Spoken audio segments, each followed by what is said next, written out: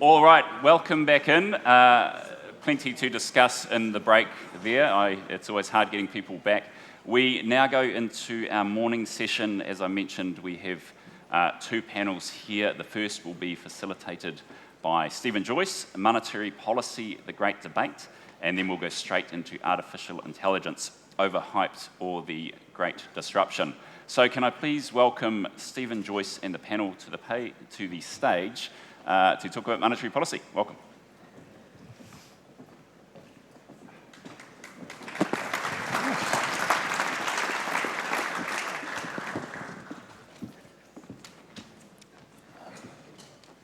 Well, kia ora everyone. Good morning. It's wonderful to be here in the PAR and with this session on monetary policy and all things macroeconomic. And the great thing about macroeconomics is it can cover most things when it wants to. So we have three eminent economists with us this morning from the ANZ, Chief Economist Sharon Zollner. Thank you, Sharon. Thank you. We have Nick Tuffley, Chief Economist of the ASB, who I think you're the longest running Chief Economist in the group. Is that fair? Could be, yeah. Excellent.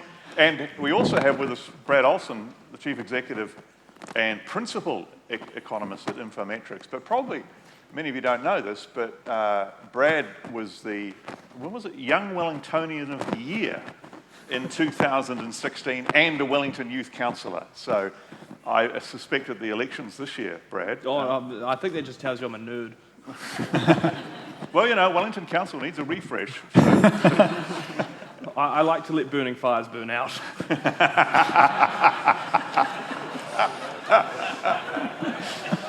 Very good.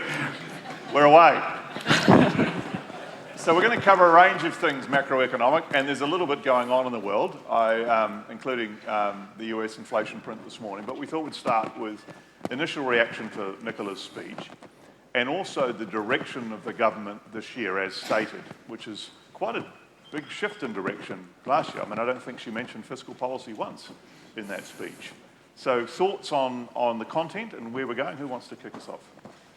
I can start. I think I was thinking backstage, it's sort of great to be in banking rather than the grocery industry at the moment. It's probably one reflection. Look, I think when you look at where is New Zealand now, where we would like to be, you know, that growth aspiration, I think, is really, really important. It is what will deliver what we need as a country. I think when you look back at and we'll talk probably about productivity more, you look at our productivity performance, our reliance on just sheer people to make the economy grow forward, and we do have to look very hard at that growth engine around productivity. So a lot of those sort of five key topics, I think, sort of very much big tick in terms of the right direction, the sorts of things where you can make a difference as a government to set the foundations for the economy to grow. So great aspiration.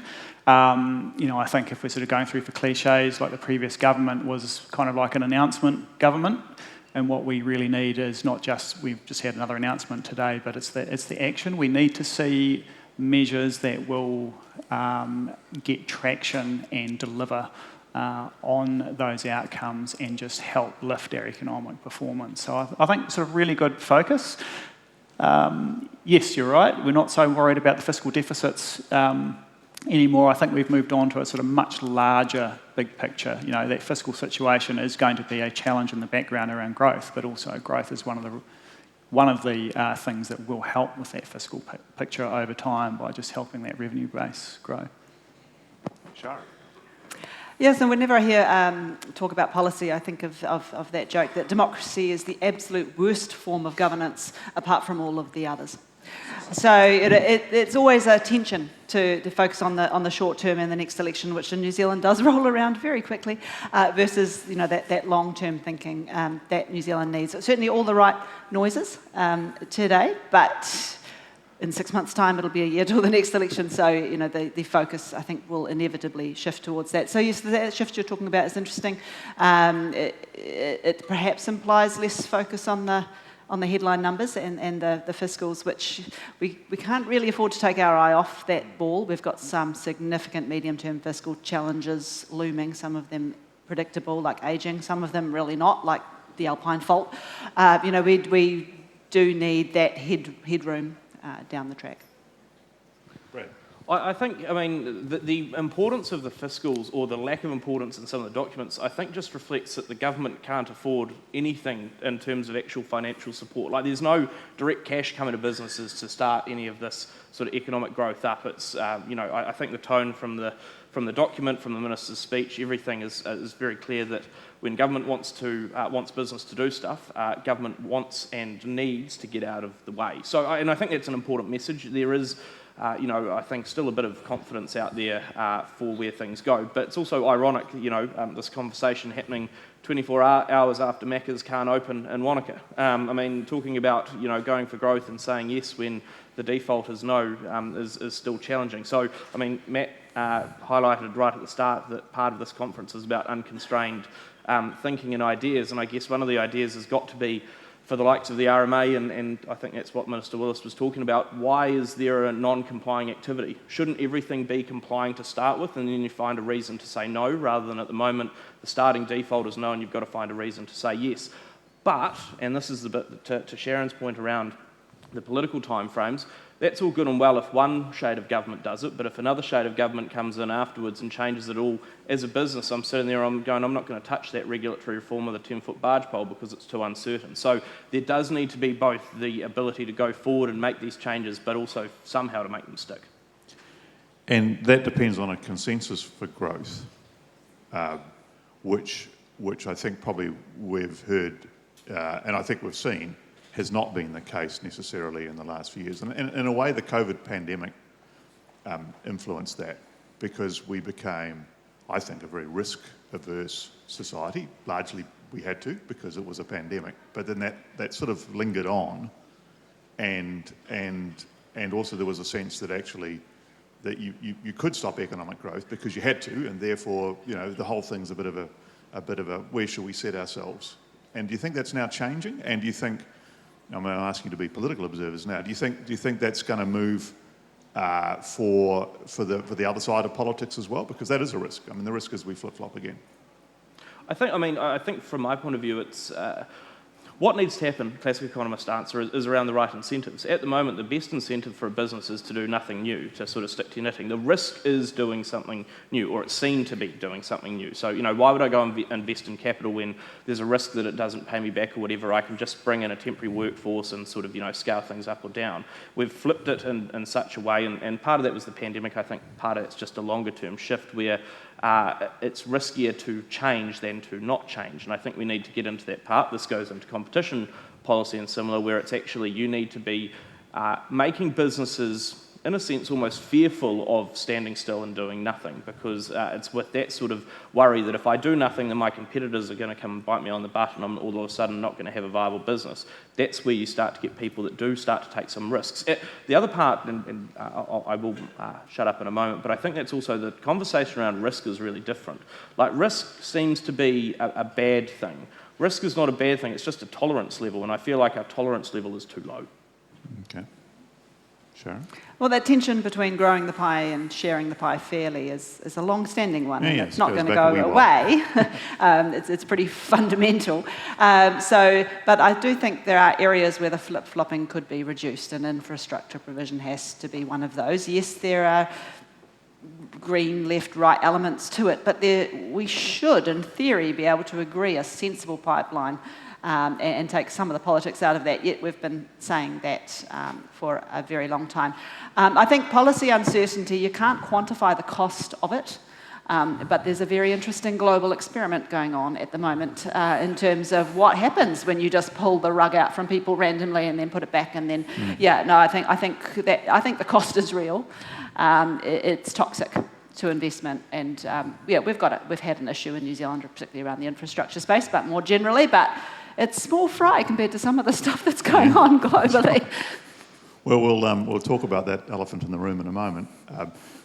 Nick, Paul Conway did a speech 10 days ago about long-run productivity, New Zealand's performance, and some of the things he talked about were reflected in Nicola Willis's stuff this morning. So there's some alignment there, which is sometimes not the case between the Reserve Bank and the politicians currently about what needs to be done. Do you think that might build a bit more consensus? Well, look, I think it will help, and also I think the Treasury as well, because we've had Dominic Stevens also talking along similar lines about that those longer term challenges that we face. So I think from a New Zealand point of view, productivity, and I know that the National Party, we knew there was a big fan of music, getting National Party got Eminem in. I think what the national government here needs to do is get Justin Timberlake in and make bring sexy back to productivity. But we do need to I was really wondering where you were going there. Yeah, so was I for a minute. I wondered where he was going to. I just think he wanted to get Eminem into the... But we really do need to be, I think, at a national level, understanding the importance of productivity, and also that classic economist part of it, opportunity costs and trade-offs, because I still think we're in an environment, particularly when it comes around to elections, it's you can sprinkle something over here, you can sprinkle something over here, don't worry, we can raise taxes and give you lots of money over here, without ever really delving into what those longer-term impacts are going to be by those actions, and really having that conversation, looking into those issues, because fundamentally over a long period of time, our productivity growth has just been very low compared to other countries. I do joke that we maintain our middle rank in the OECD by just keep on emitting lots of poorer countries, and as we slip down in the numbers, we still maintain about that same level. It's a slightly cynical take. It may be, but we do need to address that, and those issues around our skills, really important. That's came out in the speech today, and it's our capital depth as well. Look, New Zealand has about 2/3 of the capital stock of, say, Australia in the US. We've got about 2/3 of the per capita income. So addressing how we can attract capital, use it more effectively. Those parts, I think you can really string that together out of what Paul's focus on: people, skills, capital, lifting our productivity. Very much. I feel my old politician's antennae coming up, because one thing I can tell you is the public doesn't like talk about productivity. The word productivity tends to put a lot of people to sleep quite quickly. Income doesn't, though. Yeah. Income, I agree. We need to talk about it in terms of income. Well, the cliched term will be how to make ourselves healthy, wealthy and wise, and that wealthy part of it flows through and helps the other two. But there's also the challenge where the rubber meets the road. So you take competition policy, for example. I mean, I can just see in my mind the supermarkets, the power generators and the banks all limbering up to say, oh, don't, be careful, because we're the big investors in the economy, you start mucking around with us, it's a problem. That's going to be their angle when the government comes after them. So do we understand as a country the power and importance of competition and innovation in these sectors? And I'm conscious I've got a couple of bank economists on the stage. Speak broadly. I'm not a bank economist. We do some work for the grocery sector, so always full disclosure. I feel like also that's part of it, just talking about the fact that, we can actually have this conversation, because sometimes it's felt like it's a bit off limits. I think, yes, we've definitely got to look more at competition. I think there is an element of needing to consider, just as a part of background context, our size and scale. Like if you think of New Zealand, outside of Auckland, every other part of the country is very long, narrow, has a big distribution network and very small number of people that you might service. So I think there is some difficulty in immediately getting people to come in just to start with, let alone the other regulatory barriers. But I think it's totally important that we talk about what's going on in those wider areas. Particularly on the banking front, I think the question there is how do we best sort that out in terms of capital requirements and similar? We clearly need to make sure that the banking system doesn't fall over and that there's good, solid activities. You don't want anyone ever actually experiencing a bank run or anything.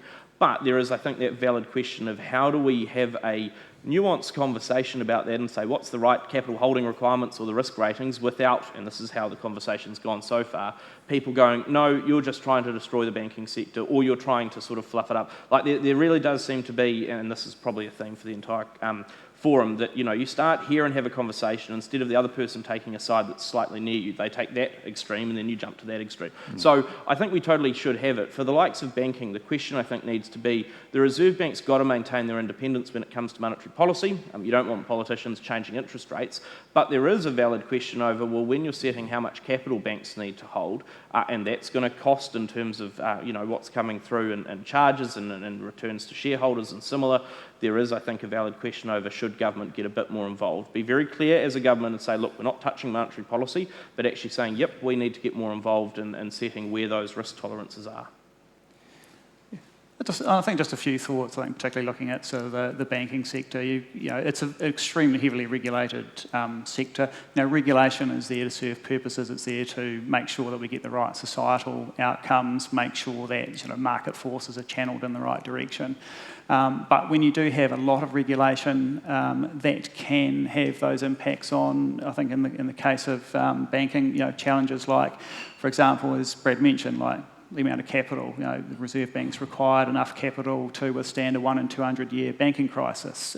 Originally looked at 1 in 100 years. You know, is 1 in 200 too much, particularly when you're having deposit guarantees coming in and you've got other mechanisms for sort of sorting out any problem banks as well. So is that a burden on new entries coming in, sort of multinational banks who might come in and go, well, look, for banking in New Zealand, we've got to have so much capital there, we might as well go somewhere else and set up there. Are we missing out on those sorts of opportunities?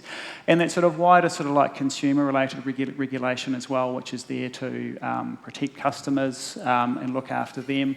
But there's been a wave of it over years, and it has taken a lot of resource to go into that. Even for large banks, it's been a lot of time, effort and money and finding the right skills to be able to do that. And more challenging if you're a small bank as well. So I think sort of focusing on how we can make that regulatory environment, I think sort of more efficient, easier for the small players to get in, but yet importantly also make sure that the right protections are still there. Because if you start making it, say, easier for, you know, lower capital compliance hurdles for some institutions versus others, you may just be creating more risk for the customers with those as well. So there's a lot of things to balance. And then looking beyond banking, look, what scale is an issue for us. We can maybe have about 1.5 airlines that can make a profit in New Zealand just from the scale of the size. So we do have some challenges where just our small scale makes it a bit difficult in some areas, like say the building sector, for example, where you've tended to have some large players. But as economists, like, competition's important for driving that innovation, driving efficiency, making sure resources are going to the right places where they will do the most, create the most value and do the most good. I just think banking's particularly difficult. You know, if you bring in a new airline or a new supermarket and they crash and burn, that's unfortunate. You bring in a new bank and people put their savings in it and it crashes and burns, that's a whole different level of problem. So I think it's just hard. It is an interesting one though, isn't it? And I want to come back to the capital adequacy ratio because I think it's symptomatic of the whole risk-averse culture. You know, most of the world's happy with a 1 in 100 years risk, and that's what their central banks have put in place in terms of capital requirements for banks to hold. In New Zealand, the Reserve Bank has put 1 in 200 years. I look at the Reserve Bank and think that's incredibly risk-averse. And there's a sense in New Zealand, I think, that because it's a Reserve Bank as independent, which I think you raised before, that you can't criticise things like these prudential requirements. But actually, it feels like we should have a debate about them because where the rubber meets the road is access to capital for small businesses. I mean, that's the real challenge as to whether they can get that competitively. And we can debate whether we've got too many banks or not enough banks. But what is clear, there's this prudential requirements on banks, which probably means it's biased against people starting up in this country. Do you think? It's also not easy to have that conversation, though. I mean, you look at in the last, 2 years, the conversations around the capital holding requirements have sort of seen letters sent to government ministers to tell either organisations or Reserve Bank people to pull their heads in at various points. Like, I feel like we haven't had a great forum for it because the Reserve Bank's got a certain view on it, but others with quite strong voices have as well, and that seems to be more of sort of a punching battle in the middle. So I guess the question alongside that is how do you best have that conversation in a reasonable tone, because it's clearly important, I totally agree with you, but without sort of immediately going to you're an idiot and I'm right sort of conversations, because but that's how a lot of it goes, yeah, like seriously. And I do wonder, you know, where does that best sit? Is that something where, you know, the Reserve Bank doing it as the interested party effectively, do you need someone else? clearinghouse? Is that where the Commerce Commission's conversations around that were useful? They were pretty strongly battered back by RB, but maybe that's sort of the right place. I'm not sure. I think it's vitally important that we go through it, but I'm not quite sure how you go through it in a sort of reasonable manner, because you'll have one side that says, well, we've got a predetermined view that it's good, and another that says, I've got a predetermined view that it's bad, and you won't shift people from those positions very easily just by saying, you're right, I'm wrong. Well, ultimately the politicians have to make a judgment, and I see the Finance and Expenditure Committee has invited the bank chief executives back again for another chat, so we'll see whether that comes to anything. Just before we move on, I've got lots of questions coming through, but the moment I picked up the iPad, I was locked out. So, so if there's somebody who can put me back in, that'd be great, and I can look at your questions. But I want to come to the big elephant in the room, and speaking of robust debate, and speaking of risk, the US. And what's going on over there. It seems that it's not enough to look at your news feed every hour. It's important to look every half hour. Only Trump, so Truth Social, Trump Social? Truth Trump Social. I haven't got Trump Social, but I've got X, which apparently also has something to do with the administration. So there's a lot going on. What do we think? A very good friend of mine said to me the other day, says, I'm just not going to listen. He says, I'm going to get exhausted if this goes on all year. I'm just going to wait and see what happens and come back afterwards. Is that a viable strategy for economics watchers? Or how do we think about it in terms of the impact on this country of what's happening in the US right now, and in particular around tariff policy and potential inflation impacts and so on? Who's going first? I'll chuck in. I'll dive into the Trump quagmire, into the swamp. Look, I think you can't ignore it. I think you probably just have to drink a bit more decaf coffee than what you were doing before, just to sort of keep your heart rate sort of from exploding too much. We're in an environment where, almost by design, there is a lot more uncertainty. In some ways, we sort of know what Trump wants to do. He basically, as we know, it's on the strapline, make America great again. He wants more jobs, more capital investment going into the US, which is similar to what he wanted to do last time. But it's just how he's going about doing it, the willingness to throw, allies, close trading partners off track, just throw them under the bus at the drop of a hat. The way he's almost behaving like he's trying to negotiate a deal. So, look what's happened with Mexico and Canada. Bang, you're getting tariffs on you in a few days' time, a couple of phone calls, everything's sorted for a month until the next round of phone calls happens. So he is just totally prepared to trample on other people, friend and foe alike, which means that everybody's got these sort of concerns about, well, we could quite conceivably be next for whatever reason. And we are just going to have to keep on looking at one, what can we do to make sure we're in the good books, but two, also sort of think hard about our longer term risk profiles if you're in a world where you're getting a lot more trade retaliation that could potentially coming through. So is Europe next? Is the UK next? Are we going to be next at some point because we've got a trade surplus with the US?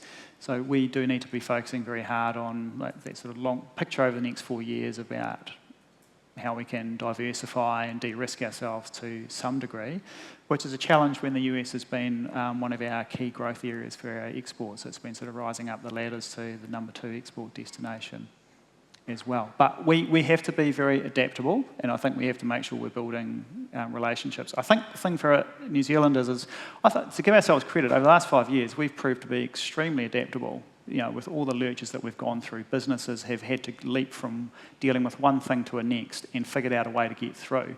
But we've got a bit of fatigue over change, and now you've gone and got Donald Trump sort of basically sort of driven his sort of herd of bulls through the China shop, and just made life more challenging for us. As economists, we have the luxury of saying, oh, we'll just wait. That's policy uncertainty, and it's not in our forecast because we don't know what's going to happen, so we'll worry about that later. But businesses have to make decisions in real time about their supply chains, about their investment, about their strategy, and this sort of uncertainty is absolutely toxic for that. And it does worry me that the cost of global growth could be enormous. As for New Zealand, fortunately, Donald Trump seems quite fond of Australia, though we did have a crack at them yesterday about their aluminium exports and what it was doing to It sort of was a roller economy. coaster. Yeah. I think Anthony Albanese, Scott's successor, had a day where he thought he was going really well for 5 minutes, then really badly, then really well, then really badly. I'm not sure where it ended. Yeah, no one's immune, clearly, but Australia does seem to be higher up the list of Trump's favourites. So maybe we can just sort of Slide behind them. And pretend to be part of Australia just for a few years. I mean, part of that surely is also that New Zealand is small enough that possibly our best motivation at the moment should be just stay off the radar. We don't need to draw a huge amount of attention to ourselves if we don't need to. Like, I mean, I saw some trade experts a couple of weeks back say, New Zealand should join almost a coalition of the willing of, to support free trade. And I thought that's a great way to sort of put a target on our backs. We will keep talking about free trade and how important it is, but maybe we don't need to yell it right in the US ambassador's face or something. But I think for a lot of businesses, I've actually been impressed by how many New Zealand businesses have done what looks like quite a bit of work in the background to figure out what their options are going forward. So there hasn't been a huge amount of, just utter chaos there. I think probably more challenging is for New Zealand sort of citizens, how the stock market moves will affect their KiwiSaver balances and their Sharesies balances and all that sort of thing. And that's difficult because by the time it's happened, it's too late to make a change as a household to, where your savings might sit or anything like that. So I do think there is a little bit of needing to take a breath and taking a step back. What can we control? New Zealand has no ability to influence the US presidency, and even if we did, we're not going to be able to in the current environment. What can we control? We can look at using the trade deals that we've got, and we've got a lot the last couple of years, and just using the heck out of them to keep going. Yes, it might not make up for all the uncertainty, but that seems a more certain area that we do have a bit more control over. So sort of, sticking to the stuff that we have got that influence on is useful. The part, though, that worries me is that we've been focused a lot the last couple of years on more domestic inflationary pressures and again, the things we can control on the domestic inflation front. That was reasonable, but, this is a monetary policy panel. If you think to the future, the US dollar, New Zealand-US cross is 10% below where it was a couple of months ago. The risk around imported inflation is higher. The US inflation print this morning was higher than expected. All of that sort of says that, sure, we might not have inflation rocket back up to over 7%, but there is a risk that there's a bit more inflationary pressure in the system. There's fewer cuts that come through internationally and domestically, and we're talking about growth at the moment. It's very, very hard, as we heard from Paul Conway at the Reserve Bank. You grow too much, you stimulate a bit more inflation because we haven't had enough growth, productivity growth, that our sort of productive capacity is limited. And you're in this sort of awkward place where you want to grow lots but not too much to create inflation, but enough that it keeps sort of households moving.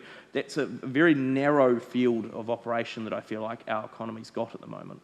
Let's just talk about that potential for imported inflation for a second, because we've got the monetary policy statement for New Zealand next week. First, looking out in the year ahead, does what's happening in the US make you think that US inflation will be higher than it otherwise would have been sans Trump, and therefore that is, as Brad described it, it's going to flow through in terms of potential domestic inflation? Because the other counter is that people think that the US economy is bound to have a slowdown, and that's bound to lead to softer monetary policy in the US at some point. Are you guys forming up a view yet on what this all means? Presumably, I suppose I could just read your reports, but tell us about it. What are you thinking?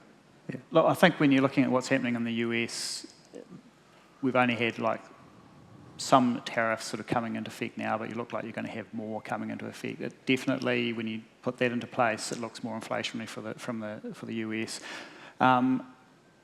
Mexico, China, and Canada are the top three suppliers of imports into the US in that order. It's about $1.1 trillion a year. So that will make a difference if you're putting tariffs on all of that to the cost of living in the US, assuming they all go ahead. You've also got the potential for more fiscal stimulus from Donald Trump coming through as well, which is likely to be, deficit funded unless these tariffs magically, make enough revenue to help pay for those. So that's where your risk profile looks for the US, and yes, potentially slower growth over time. So bond markets have reacted quite interestingly when they've seen these tariffs coming through, announcements, short-term rates up slightly, of the view that the Federal Reserve won't cut rates as far, and that's just been reinforced by the last Federal Reserve decision, this inflation figure as well. So US rates not going down as far as what they would have otherwise, for one. So again, that means, and in an uncertain environment as well, this compounds that the US dollar is likely to be very strong, which, is sort of great from the point of view that it's helping us if we end up having tariffs on us, or anybody to the US if they've got tariffs on them and they're facing a weaker exchange rate relative to the US dollar, that will help them. Where it works through for New Zealand, it's more complicated because we don't know how we're going to be directly affected in terms of our own growth from what's going to the US and the blowback as well through China. If you can imagine, like 10% tariffs on China, it could be a heck of a lot worse, and they could have responded a heck of a lot more than what they did. But to the extent that you start having China in a position where it's going, well, gee, we were going to move a whole lot of stuff to the US. No one really wants that now. We've got to figure out somewhere else for that to go. You start getting imports going to more friendly countries like ourselves. We could find that we're getting, some downward pressure on our import prices as well from that. At the same time, you've got to deal with the fact that the Chinese economy is soggy, could remain soggy, and that could hit some of our key export prices as well, where we've got quite a mixed bag. And it's not really China that's doing a lot of the heavy lifting with those at the moment, it's other parts of the world too. There's so many moving parts, we've got to think about those knock-on effects to some of our key trading partners, and how their economies will go, how global import prices will be going. And for us at the moment, probably the risks are import prices higher in the short term. That's more the exchange rate, as Brad noted. But beyond that, a few question marks about what will happen to our inflation. Probably makes the Reserve Bank a bit more nervous this year, seeing headline inflation is probably about as low as it will go. Over the next year, we're probably likely to be in that sort of mid 2% mark for chunks of this year.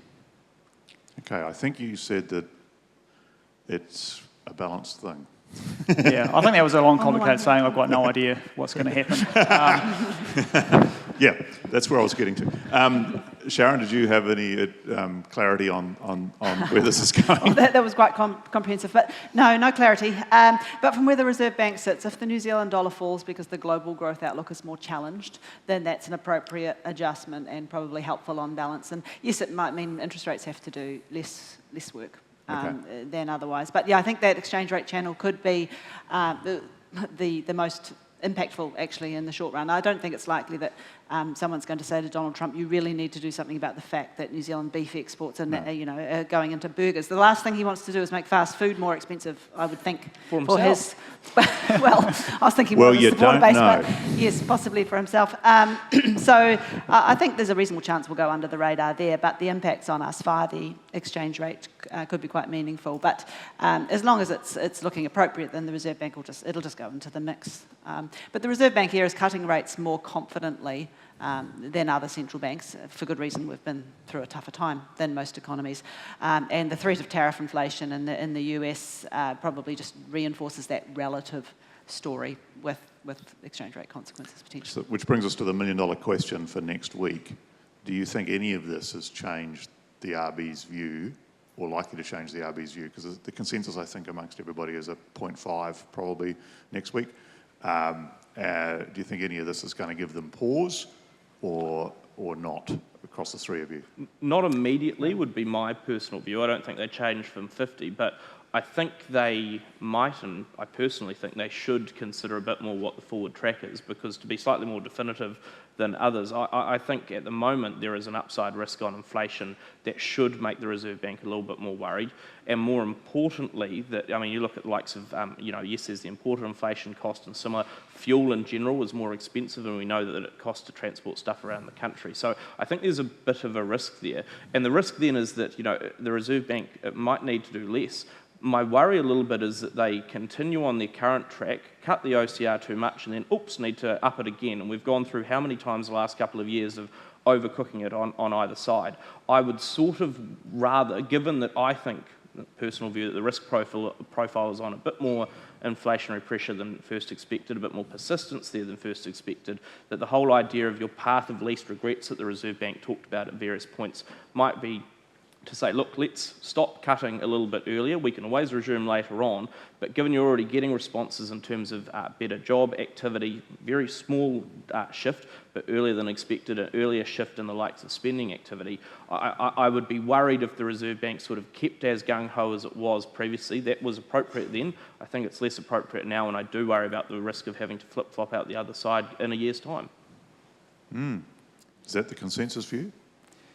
Come on, be a bit more controversial, guys. Take something different. I'm perhaps a little bit more relaxed. I think everybody's view is 50 points next week. I think Adrian basically sort of climbed up the Sky Tower and hung off it with sort of big neon signs saying 50 points, February, here we come, pretty much. And I don't think what we've seen in the US is really going to be shaking that. In terms of what it means right here, right now to our growth outlook, our inflation outlook, not much out of what's been announced, and the Reserve Bank is, like everybody else, sitting there going, well, we know there's some unknown out there. We know something unknown will happen and that we'll have to respond to. They just don't know what it is at this stage, and they'll have to park that and think about it for the risks down the track. We will have a bounce in inflation this year. That it does mean that the risks of the Reserve Bank suddenly having to cut a lot more aggressively, go below neutral, wherever that is, looks like that has been closed off. I do think there's scope for the Reserve Bank to keep cutting a little bit more after it presumably cuts next week in February. So we're stuck with the view for a number of months now that we'll see the cash rate get somewhere around about 3.25%. That's our best guess of the neutral rate at the moment, and we don't really see a good reason why they need to be too different from some roughly neutral rate. At this stage. If they sort of look through what's happening this year, we know tradables inflation is rebounding because it's been, tradable prices have been falling overall. That's not sustainable. As long as we see that domestic inflation continue to come down and the wage growth continuing to moderate, feeding through into slower cost growth for businesses, the fact that rent growth has turned the corner, is starting to slow and will be helped by the slowing in migration. Those things, I think, they'll be important areas to look for if that domestic inflation will look like it remains a lot more under control by the end of this year. So I think that's where the Reserve Bank will be focusing a lot this year on making sure that it's getting that part back down, because that's the sort of really sustainable, hard to shift inflation, and also the most interest rate sensitive parts as well. Yeah, not all inflation is created equal. And inflation caused by the exchange rate in particular tends to wash through quite quickly. So I think it does come down to that domestic inflation pulse and whether that's looking under control. And I mean, if the headline inflation bounces back through 3, that's not great optics. But the RBNZ is quite comfortable at the moment that inflation expectations are looking well anchored. So in that regard, it comes down, if they've got a well-flagged strategy, we will cut quickly when we're well away from neutral, and then we'll start treading more cautiously. Where the uncertainty is they've got a range of neutral estimates from 2.5 to 3.5. So does that kick in at 3.5, or does that kick in at 3? Are they going to keep going at speed, or are they going to slow down to 25? And so if you were an Olsenist, you would say they'll cut and then pause, and if you're a Tuffleyist, you'd say they'll probably keep going. So which are you? In our forecast, we've got them slowing down cuts after this, but we will read the monetary policy statement with great interest. And the official, the OCR track, it's certainly not binding, as we've discovered over the last couple of years, but it is nonetheless a pretty important signal. And of course, in November, they took a real punt with being unusually firm in their guidance, which was brave because it was a 3-month gap rather than 6 weeks. But as it happens, there's been unders and overs, but the data has fallen in a way that doesn't really challenge that guidance. So they got away with that one. That was the point, though, wasn't it? I think they've sort of said subsequently, because they had such a big break, they thought they needed to give a bit more guidance, which is unusual, and I think we're still trying to figure out how often they might do that. But It was risky, though, insofar as there was some pretty big data coming out, and any of them could have surprised. I mean, they then had to back away from that guidance with, a dent to their credibility as the cost of that. But as it happens, it seems, from what we can all see, to have worked out fine for them. So I guess the market's keen to see, will they feel the need to provide further strong guidance, or now that we're closer to neutral, will it be more, well, we'll just see what the data brings, or will they want to get those mortgage rates lower, because people are fixed quite short at the moment, so they would get a lot of traction at the moment if they did push those wholesale and therefore mortgage rates down a little bit further. So it boiled down to, are they more concerned about inflation or about scraping the economy off the floor at the moment? And can I just come back to something on that you said before, Nick, where you said firms have proven to be quite adaptable in recent years. I worry that the price of all this is weak balance sheets, and that's the sort of elephant in the room in the New Zealand economy, that one of the reasons we're not seeing a bounce out of the recessionary environment is because there has been such sort of whiplash action, whether it's the pandemic or whether it's the Reserve Bank going up and down, like a roller coaster, or it's big increases in minimum wages at the wrong time, or what turned out to be the wrong time. So is it your sense that the businesses are ready to invest, or are they actually just coming up off the canvas? I think there is a bit of, shall we say, change fatigue, which is where Donald Trump coming along and injecting something new is an opportunity, at least. Yeah. It doesn't necessarily help. I think at the what we can see at the moment is I think there's optimism that things will get better, but there's perhaps still this caution to rush out right now and make big commitments as a business until you are starting to see a bit more of an underlying improvement in what you are seeing. And look, at the moment, the signs there are, it's a very gradual, slow pickup so far. We've seen a little bit of a hint that people went out and bought some Christmas presents over December. The housing market pickup has been sort of very, very slow. So at the moment, it's looking like a very gradual recovery, and we don't really expect you'll see material job hiring until we're through into the middle parts of the year, and we've got a bit more tangible confidence. At the moment, we've got interest rates are coming down, the economy will get better factor that tangibly came in from August, but you've still got a little bit of hesitancy. And just one important thing on monetary policy transmission, because Sharon started to sort of touch on that, is mortgage rates started falling in late 2023. We're now in 2025, but we only just around October started to see amongst our customer base that you were reaching that tipping point where the weight was starting to shift towards people now moving on to a lower mortgage rate when they were refixing than a higher one. So it has taken a while for that turn in cash flows for households to start coming through, and it is being very constrained at the moment by the fact that so many people are either floating or going on a 6-month rate. Look, we've had recently about half of people fixing with us have been taking a 6-month rate, of the view that rates will be lower in the future. So it's, in the short term, it's also just delaying that monetary policy transmission. And so we'll see quite a wave, I think, over the coming months where we will see people starting to benefit more materially from lower rates, and that will start to help pick things up. But it just reinforces it at the moment. It's a slow turnaround, even though the Reserve Bank's been cutting rates for 6 months now. I find it encouraging, though, that in our survey, when you ask firms about past experienced activity and past experienced employment, those things have had quite a V. It's not just wild optimism or desperate hope about the future. Firms are telling us things have lifted. The truckometer bounced in January by 4%. I mean, it might all reverse in February. It's going to be volatile. But, there's quite a range of indicators that are suggesting that the turn is well in. So I find that encouraging, that it's not just, rates have come down, things can't get any worse.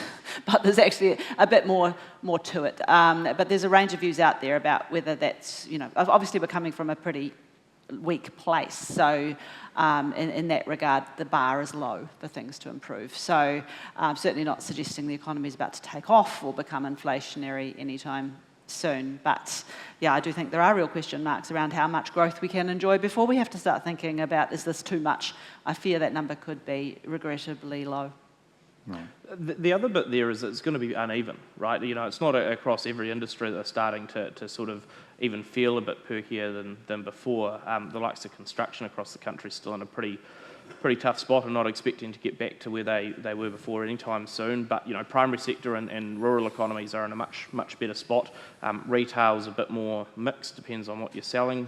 So I think there will be a little bit of time that it takes to get there. To your point, though, around balance sheets, I guess the worry a little bit is that for a lot of businesses who have chewed through a lot of their, their working capital, their cash flow and everything else the last couple of years, they had previously thought about investing in something and, they were going, I'll hold off until interest rates are lower and conditions are better.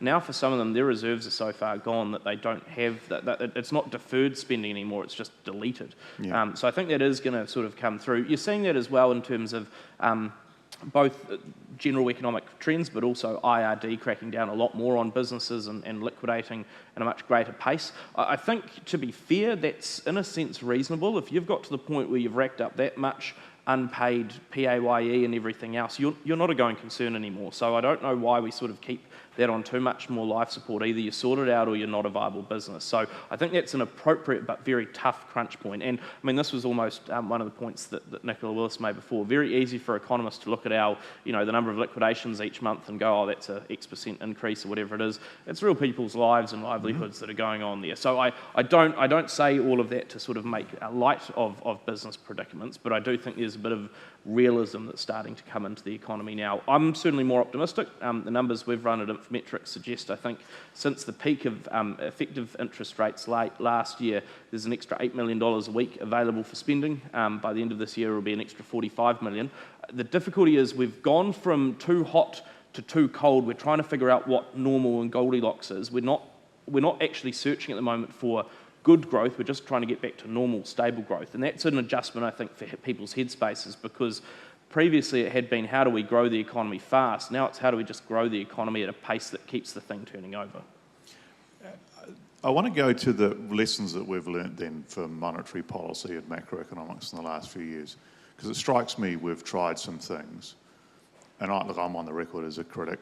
I think they went too bloody low and then too bloody high, to be blunt. And I look at it and go, because you said before, I mean, we know that monetary policy takes 18 months to transmit, and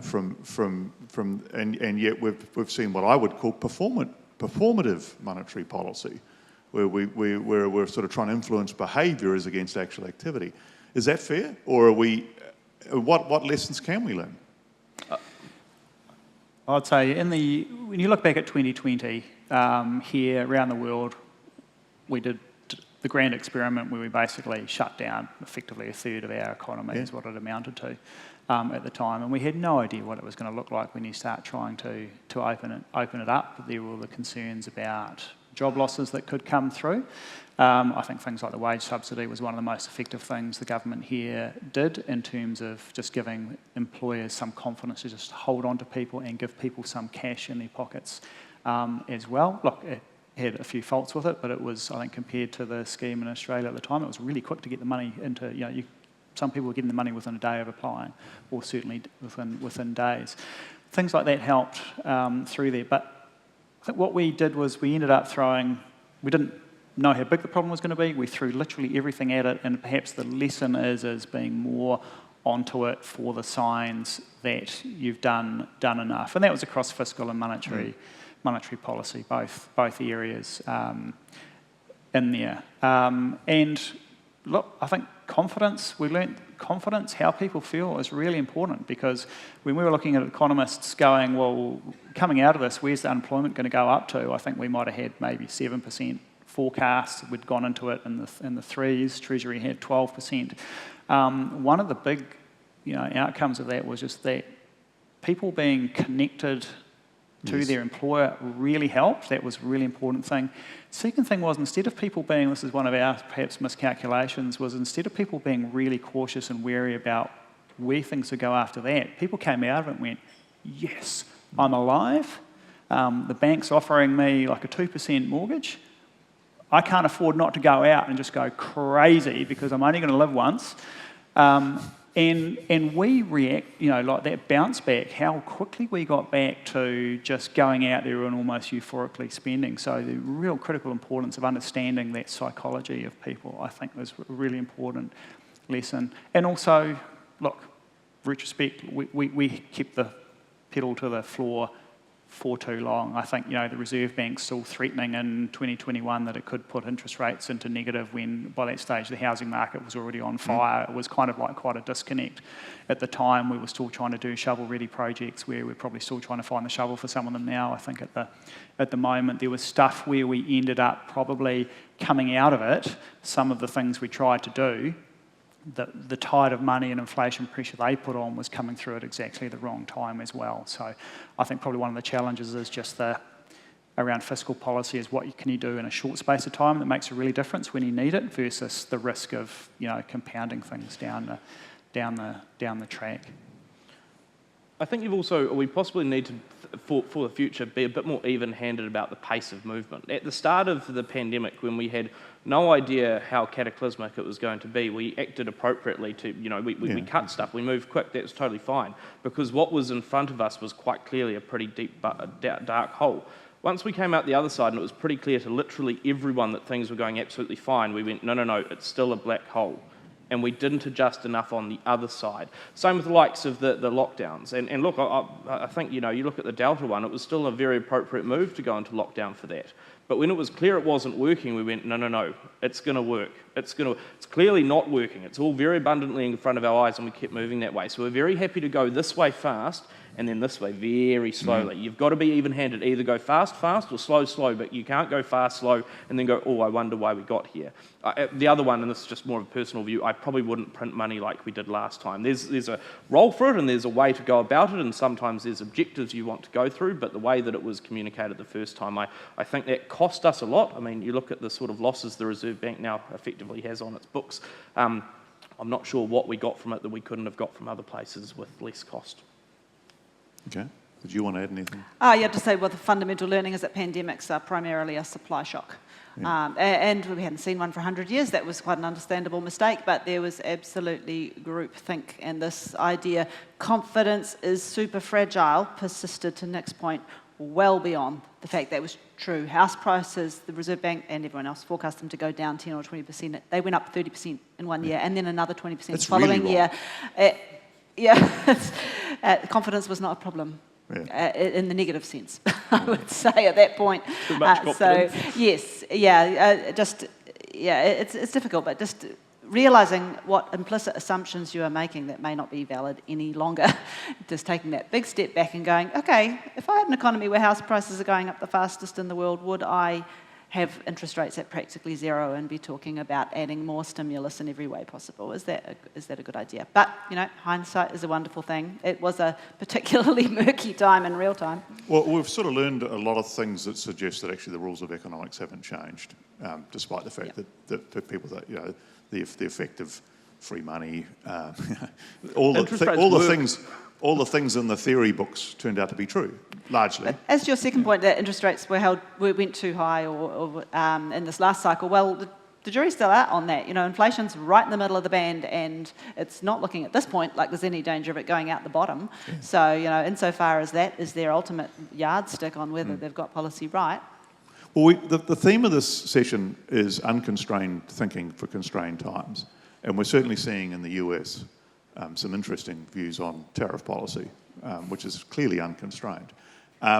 So what about here? The three of you, if you are policymakers, I've got questions here about modern monetary theory. I've got questions about whether we should be changing the remit of the Reserve Bank again. Are our settings about right, or should we be introducing tariffs on everybody? No. Because the clear intellectual underpinning, for what it's worth, of the tariff policy in the US is that early last century was right, and actually we should be getting our tax money through tariffs rather than through people's incomes. That seems to be where Trump wants to go. So are we in a box too much? I would like to see unconstrained thinking as on the retirement age and on capital gains taxes. If we are going to be different from almost the rest of the world, I think we should be able to have a mature conversation about what makes us different and why we think this is appropriate for us when everyone else seems to have chosen a different path. We seem incapable of doing that. And similarly, the retirement age. It's not quite as bad as in France, but yeah, we do seem to really struggle to have a conversation on that. I remember last time it was proposed, I was the median person. My super was going to be delayed by 3 months, so I was the pivot. And yet it was killed off by people older than me who were not going to be affected, but just did not want to have that conversation. And, the slower you go, the bigger the mess in terms of super. We really need to do something about this. Well, but also to the productivity point, at the moment New Zealand spends more on New Zealand super than education. Where's our priority? Because it sure as hell isn't on spending on getting more people smarter so they can do better jobs in their lives. Like, we're paying people to be old at the moment. That's where the major focus for our economy... That is not a controversial view. That is just... But I want to make this clear, because, man, I get some huge feedback when I say that. That is just how the fiscals work. You go and look at the government accounts, and the biggest expenditure category is New Zealand super. That is a choice that we are making every single day, that politicians are making, that the public is making. That shows, if you want to sort of, economists talk a lot about, and look, I know that we talk a lot and there's a lot of hot air, but the thing that sort of frustrates me a lot is we have all these surveys and similar. I care a lot more about revealed preferences, and the revealed preference shows that at the moment everyone talks a big game about super and no one cares enough to change it. If they did, it would have shifted. Okay, Nick. If I was going to chuck out an unconstrained thing, I was sort of thinking through, look, we want people to get well educated, have the right skills, have great incentives to work, innovate, take the risks that will promote growth. We've got an extremely big welfare sector. We've chucked on top working for families, which was tax relief, not tax cuts, if you remember back in 2005. So we've grafted that on top of the tax system, which is heavily sort of like income-based. How could we do things differently? What if we even took a bipartisan or tripartisan or multi-partisan approach and looked at how we can redesign all of that so that the right people who need the most help do get the money, and we've got a tax system which gives people much stronger incentives to work, invest, and take risks. Because at the moment we've got some very mixed signals, some very high marginal tax rates for people who might want to work more but can't. I checked the working for family stats, and I figured out, well, actually, if you've got 6 kids and you're earning 125 grand, you still actually get paid a lot. If you've just snuck into that above the $80,000 tax bracket, and you've got 6 kids, you're getting paid like nearly about $700 a week. Still at an income level where you're actually earning quite a lot. I'm being quite extreme, but we have created a very complicated sort of welfare and tax system, and rather than perhaps tinkering around whether it's just a capital gains tax in isolation or tax off fresh fruit and vegetables, we probably need to look much more, need to take a more holistic look at the interaction of our welfare and tax system to make sure we're delivering on what we really, really need, supporting the people we need, driving the growth and incentives and innovation that we need. My unconstrained thought would be it'd be great to just completely replace New Zealand super with paying every child from the minute they're born till the age of 18 the equivalent they put into a KiwiSaver, and that means they've got capital up front. Now, politically unfeasible, very hard to do because of the sort of transition costs, but I sort of feel like that would be a better option. But very briefly, Stu, definitely unconstrained. Yeah, definitely unconstrained. I didn't get up here for a constrained conversation. What gets me, though, I think, into the future is that, we've just been talking about effectively how there's possibly a narrower room to move for monetary policy than before. There's no room to move on the fiscals. That means that your 2 big levers are a lot more constrained. That leaves business in a little bit more of the driving force, I think, for the next 5-10 years of both needing to drive growth and certainly wanting to, because it's not coming from other places. Last couple of years, most of our growth was coming from the likes of government consumption and investment and similar. We're going to have to get off our butts ourselves as business to do a lot more of it. And I think, that goes to competition policy and everything else, but there is a much tougher path ahead, and government and the Reserve Bank are not going to be able to do as much of the heavy lifting. So the businesses that get that and move forward, I think, will reap the rewards, and those that don't, won't. Nicola Willis is talking about company tax. And is that a lever? It's part of it. If you're an overseas investor and you go, look, okay, someone will walk me through the RMA and that, but I'm still going to get charged at a higher corporate tax rate than a lot of other places, then yeah, it's probably not going to be particularly helpful. But I think that there's other parts as well in terms of some of the FIF rules and similar, advanced depreciation, all that sort of thing. I think there's a suite of options on the table, but again, to the point, all of that means that government fiscals will look even worse than they currently are. So the trade-offs are huge, but the issue of inaction is probably a bigger challenge. We struggle to create a political consensus around any of the things that you talk about, and that's probably, speaking as an ex-politician, why we are where we are, right? I mean, Winston is, as long as he's involved anywhere near a government, there won't be a super age higher than 65.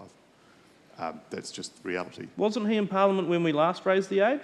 I don't know if that's true. I really challenge that. Well, we changed the super age through the 90s when he was in politics. Well, yeah, I promoted one change in 2017, the one that Sharon's talking about, and they got nixed pretty quickly. It is tricky. And then you get foreign investment, which is another huge part, which it's fair to say that there has not been a political consensus in favour of foreign investment over the last 20 years in this country.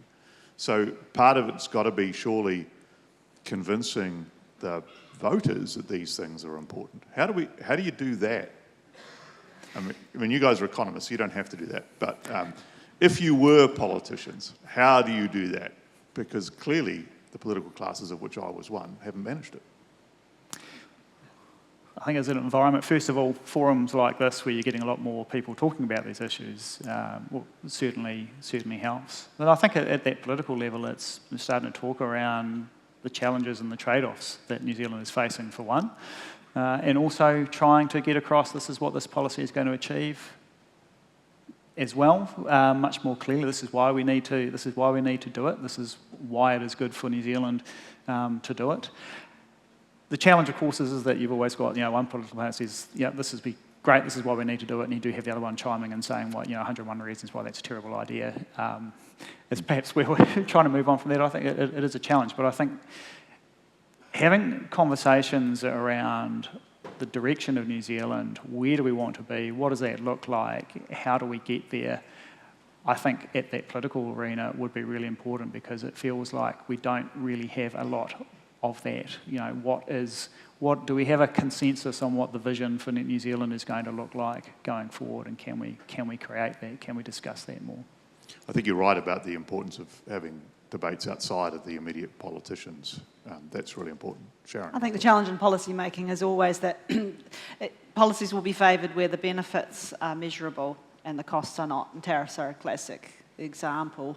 At the individual level, it's all dissipated, but you can say, look, this industry is here because we protected it, and look at all those jobs we've created, and then all the jobs that could have been created elsewhere are just theoretical, hypothetical, invisible.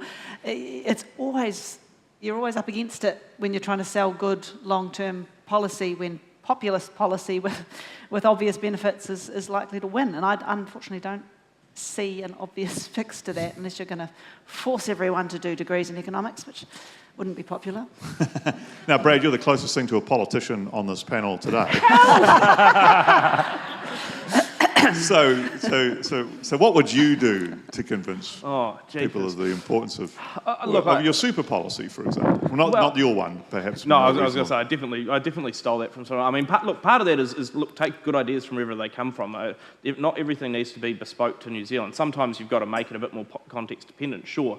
But let's steal the good ideas from overseas, like capital gains tax and super changes that everyone else has managed to do. But I guess it's more, how do we stop perfect being the enemy of good? We might not make utopia tomorrow, but if we can go better than where we currently are, that's not a bad shift. And I think the last point is having these discussions that are a little bit more realistic and that get, that example around the likes of New Zealand Super and what we spend on education. I think that sort of piece that's a bit more realistic, it gets a little bit more cut through. I did a monetary policy course at university where we talked for an entire semester about how there were two groups on an island, the old and the young, and then we sort of were trading bananas. I've never seen that before in my professional career. Let's get down to actual, real examples, because that's how you communicate to the average person. And if we try and do it at the too highfalutin level, then we'll never make any progress. Very good. That's where we'll leave it. Look, thank you very much to the three panellists. I think it's been an excellent discussion. You've given us plenty to think about. And actually, there's a policy area coming up next, which is an example of one of those that's possibly been debated forever, and it's trade-offs. It's genetic engineering. So we'll let them get on the stage, and thank you to the panel. Yes.